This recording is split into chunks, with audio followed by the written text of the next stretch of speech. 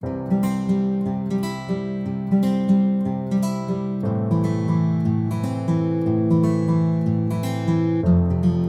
My dear students, how are you? कैसे हैं आप सभी? लाजवाब, फर्स्ट क्लास। तो दोस्तों, आज की इस क्लास में हम डिस्कस करेंगे about the domestic income. Domestic income क्या होता है, कहां पर उसको हम जनरेट करते हैं, वगैरह वगैरह। ओके, इससे पहले वाली वीडियो में हमने डिस्कशन करी थी नेशनल इनकम के बारे में कि नेशनल इनकम क्या होता है, कहां पर उसको जनरेट करा जाता है, कौन उसे जनरेट करता है। तो अगर आपने वो वीडियो नहीं देखी है तो ऑब्वियसली आप चैनल पे जाके उसको वीडियो को देख सकते हैं, और उसका जो लिंक है वो मैंने डिस्क्रिप्शन में भी लगाया हुआ है। बहरहाल शुरू करते हैं डोमेस्टिक इनकम के बारे में कि डोमेस्टिक इनकम क्या है। Okay, domestic income, same again दो वर्ड, नेशनल इनकम की तरह दो वर्ड इसमें आ रहे हैं। इनकम हम जानते हैं, जो भी कुछ हमने अर्न करा, दैट इज व्हाट इनकम। इसके साथ जब मैं आपका वर्ड डोमेस्टिक लगा देता हूं तो डोमेस्टिक वर्ड को सुनकर काफी अपनापन सा लगता है कि यार ये अपने एरिया की बात हो रही है। तो यस, ऑब्वियसली जब हम डोमेस्टिक इनकम की बात करेंगे, it's about the income generated in the India. Okay, in the concept of national income में हमने ये चीज समझी थी कि इनकम जो है वो आपकी, हम इंडिया के लिए, नेशनल इनकम इंडिया के लिए बाहर से भी कमा सकते हैं, इंडिया की पॉलिटिकल बाउंड्री, ज्योग्राफिकल बाउंड्रीज के बाहर भी कमा सकते हैं। लेकिन जब मैं डोमेस्टिक इनकम पर फोकस करने की बात करता हूं, इस वर्ड की मीनिंग की बात करता हूं, so domestic income is all about income earned within the domestic या political boundary, domestic territory, India के अंदर। इसको थोड़ा और एलैबोरेट करने के लिए जरा कंसेप्ट पर नजर डालते हैं। ओके दोस्तों, ये हमारी कंट्री है, हम इंडियन रेफरेंस में अपना कंसेप्ट पढ़ रहे हैं, ठीक है। अपना जम्मू कश्मीर से लेके कन्याकुमारी, ऑब्वियसली मैप अब थोड़ा ये चेंज हो गया है, ऑब्वियसली ये वाला लेह एरिया है पूरा का पूरा, यूनियन टेरिटरी ऑफ ले। ओके मैंने नेट से निकाला, मुझे एक अपडेटेड मैप नजर नहीं आया, तो मैंने इसी को यहाँ पे लिया। तो दैट्स ऑल अबाउट, ये हमारी पूरी की पूरी जो कंट्री है वो है। साथ ही इसमें लक्षद्वीप, अंडमान निकोबार, सम आइलैंड्स है जो इंडियन कंट्रोल में है, जो हमने रिसेंटली सेशल्स वगैरह, एक कंट्री है छोटी सी, बहुत सुंदर कंट्री है, उससे बाय किए हैं। So in short that is our political boundary. Okay दोस्तों, इस पॉलिटिकल बाउंड्री के अंदर जो भी इनकम जनरेट हुई है, चाहे वो कमाई है एक रेजिडेंट ने, चाहे वो कमाई है एक नॉन रेजिडेंट ने, इसको दोस्तों बोला जाता है domestic income. But yes again, जब हमने नेशनल इनकम का कंसेप्ट डिस्कस किया था तो हमने उसमें दो इनकम समझी थी, मेहनत वाली इनकम, बिना मेहनत वाली इनकम, यानी कि फैक्टर इनकम और आपका transfer income. Same again domestic income को जब मैं कैलकुलेट कर रहा हूं तो दोस्तों मैं फैक्टर इनकम की ही बात कर रहा हूं, यानी कि वो इनकम, वो एक्टिविटीज जिसके बदले कुछ गुड्स या सर्विसेज प्रोड्यूस हुए हों। हम प्रोडक्शन की बात कर रहे हैं, मेहनत की बात कर रहे हैं। जो गिफ्ट्स वगैरह, डोनेशंस वगैरह दी जाते हैं, उनको इस कंसेप्ट से दूर रखा जाता है। So the thing is with in the political boundary, यानी कि with in the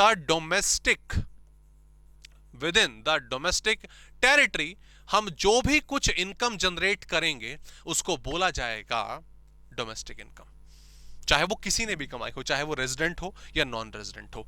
in short अगर मैं आपको बताऊं तो जो डोमेस्टिक इनकम है, जो डीआई है, वो दोस्तों हो जाता है प्लेस स्पेसिफिक। वो क्या हो जाता है? प्लेस स्पेसिफिक हो जाता है। जो नेशनल इनकम था वो पर्सन स्पेसिफिक था। या आप इस वर्ड को नोट कर सकते हैं, ये पहचानने में काफी ज्यादा हेल्पफुल होते हैं, पर्सन स्पेसिफिक और आपका place specific. Person specific national income, भाई रेजिडेंट कमाए, हमारी कंट्री का रेजिडेंट कमाए, कहीं से भी कमाए, हमारी कंट्री का रेजिडेंट कमाए, उसको नेशनल इनकम में जोड़ा जाएगा। लेकिन डोमेस्टिक इनकम में पॉलिटिकल बाउंड्री के अंदर ही सब कुछ होना चाहिए। So the simplest form to understand domestic income is factor income, right. चाहे तो उसको आइए लिख लेते हैं, अगर आप नोट कर रहे हैं तो बहुत अच्छी बात है। यहां पर मैं लिख देता हूं कि domestic income is factor income earn within the domestic territory,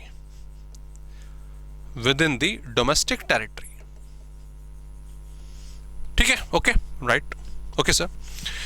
अब एक क्वेश्चन और आता है, sir is that all about the domestic territory? क्या यही डोमेस्टिक टेरिटरी होती है जो हम अपना मैप जम्मू कश्मीर से लेकर कन्याकुमारी तक देख रहे हैं, गुजरात से अरुणाचल तक देख रहे हैं, इसमें हमने आइलैंड्स की बात करी? क्या बस यही पॉलिटिकल बाउंड्री है? क्या इसमें और भी कुछ ऐड हो सकता है? द आंसर इज यस, इसमें और भी कुछ ऐड होगा। ये तो इंडिया है ही, ये जो हमें दिख रहा है ये तो इंडिया है ही। साथ ही डोमेस्टिक इनकम के कंसेप्ट के लिए दोस्तों ये कुछ चीजें हमें और कंसर्न करनी पड़ेंगी। वो क्या है? सबसे पहले जैसे कि आप एक शिप देख रहे हैं, तो यस दोस्तों, ships and aircrafts, ships and aircrafts.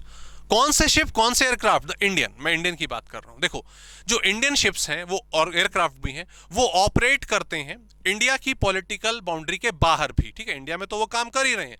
भाई कोई शिप है, उसको अपना कंसाइनमेंट लेके मिडल ईस्ट ले जाना है, यूएस से ले जाना है, या एक हमारा एयरक्राफ्ट है, एक एयरलाइन सर्विसेज है जो यूरोप, अफ्रीका और अमेरिका यहां पर अपनी सर्विसेज प्रोवाइड कराती है। Okay, but this is also yes the ship, the aircraft is also the domestic territory of India, क्योंकि वहां पर जो एक्टिविटीज हो रही हैं that is as per the control of Indian economy.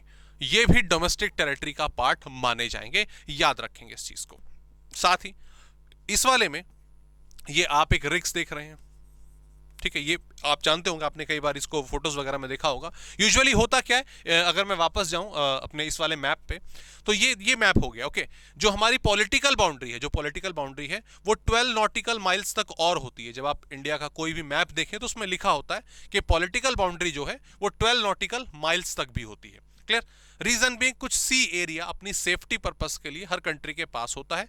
India का वो 12 नॉटिकल माइल्स है, लाइक लगभग एक्चुअल अमाउंट उसका अगर देखें तो वो 21 किलोमीटर के आसपास पड़ता है।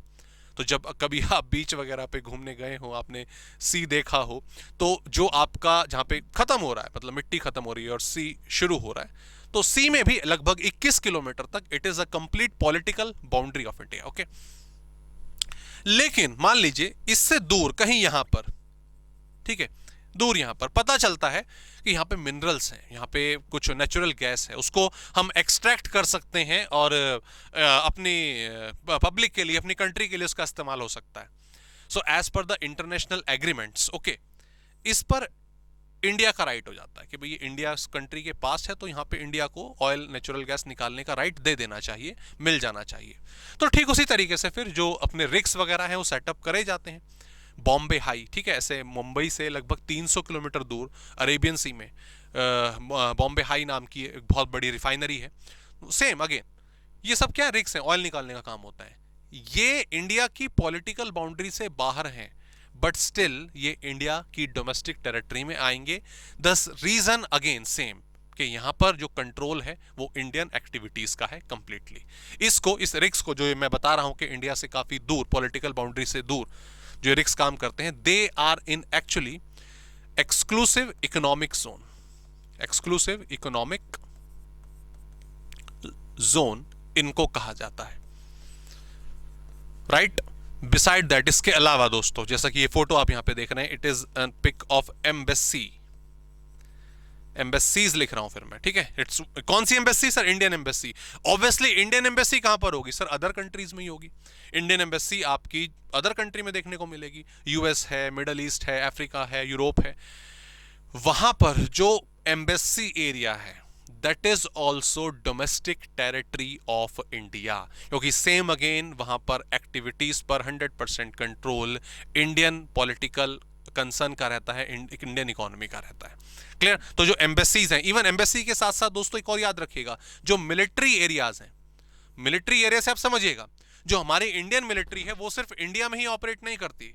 कई सारी अफ्रीकन कंट्रीज हैं, अफगानिस्तान जैसे अपनी रिसेंट टाइम में हमने सुना था कि वहां पर इंडियन आर्मी जो है वो पोस्टेड है। वहां पे, वहां की जो कंट्री है वो सक्षम नहीं है, वो कैपेबल नहीं है वहां पे टेररिज्म को, अदर एक्टिविटीज को कंट्रोल करने के लिए, तो वो इंडिया से हेल्प मांगते हैं। तो इंडिया वहां पे जाके अपने कैंप्स वगैरह लगाते हैं, सिचुएशंस को कंट्रोल करते हैं। तो वो जो मिलिट्री एरिया है that is also the domestic territory of India. Okay, so as per the concern of domestic income, okay, this is not complete domestic territory. इसके साथ साथ जैसा कि हमने देखा शिप्स और एयरक्राफ्ट के एरियल रूट्स, इसके अलावा आपके ऑयल एंड नेचुरल गैस या मिनरल्स के रिग्स जो एक्सक्लूसिव जोन में काम करते हैं, इंडियन एम्बेसीज, मिलिट्री एरिया, ये सभी डोमेस्टिक इनकम में आता है। तो आई होप ये कंसेप्ट आपको डोमेस्टिक इनकम का पसंद आया, समझ आया, अंडरस्टैंड हुआ। अगली क्लास में दोस्तों हम समझेंगे मेथड्स ऑफ नेशनल इनकम के, किस तरीके से नेशनल इनकम को कैलकुलेट करा जाता है। Okay, please hit the like and subscribe button. It's a very small gesture जो हमें और बेहतर काम करने के लिए मतलब प्रेरित करता है। Thank you so much. मिलते हैं आपसे नेक्स्ट क्लास में। Please take care.